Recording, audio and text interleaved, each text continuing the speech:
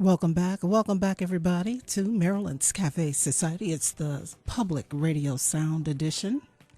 And of course, we'll look at some headlines. But before we do that, do you want to go outside to play today? It is officially Worldwide Day of Play. How about that? It's an annual event that encourages active and healthy lifestyles. Well, it was created by the entertainment network Nickelodeon, and this weekend's Worldwide Day of Play promises to be the largest event in the initiative's 8 years. Now, they're saying that the flagship Worldwide Day of Play event will be on the Ellipse south of the White House in Washington, D.C.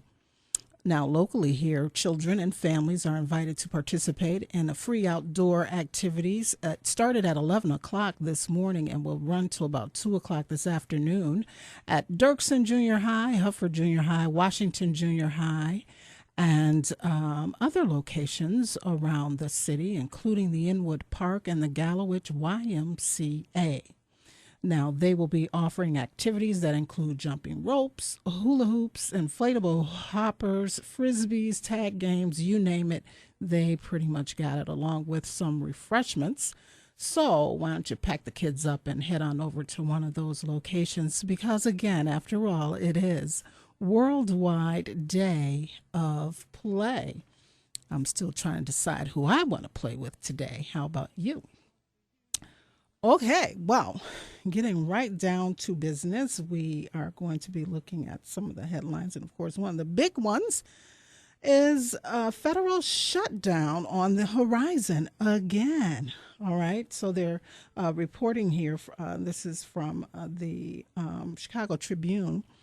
They're reporting that on yesterday, the Senate rejected a House-passed bill to temporarily fund the government and provide emergency aid for victims of Hurricane Irene and other recent disasters, but also cut green energy programs supported by the Democrats. Now, the House, or I should say the Senate, voted 59 to 36 against the measure.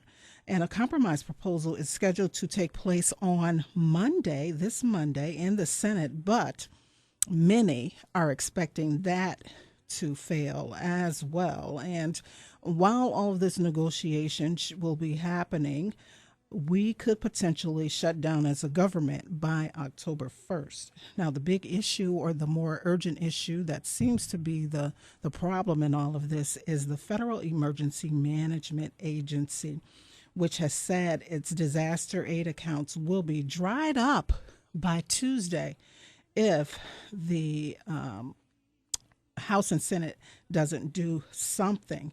Now, traditionally, disaster aid has been a bipartisan issue, but, with the federal deficits that have been top priority for many of our conservatives in the White House, they have stuck to their guns and decided that we needed to cut in various areas, including the FEMA program. And so the Democrats are irate about this, and we find ourselves right where we were back in the early part of the summer as we were looking at a potential government shutdown. In fact, last April, this spring, we sort of had this same situation take place. So hopefully it will be avoided, and we'll find out more after this big meeting takes place on Monday. In related news, did you hear about this one? The House takes a slap at the Environmental Protection Agency.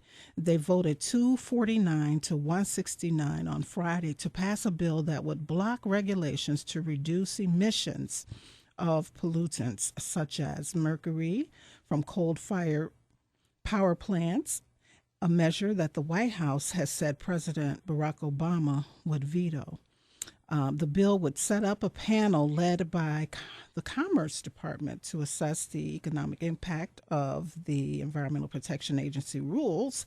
Such deliberations would delay several EPA rules, including regulations on mercury emissions. Speaking of which, you know that the Cafe Society is a advocate for the environmental movement, those individuals who work hard to fight on behalf of citizens who are living in areas that could potentially well, it has been proven that they have caused serious illnesses and in some cases death. Well, one call to action that I received, in fact, it will be starting at about 12:30, is an invite for community members to demand Edison International to quit coal and move to clean energy.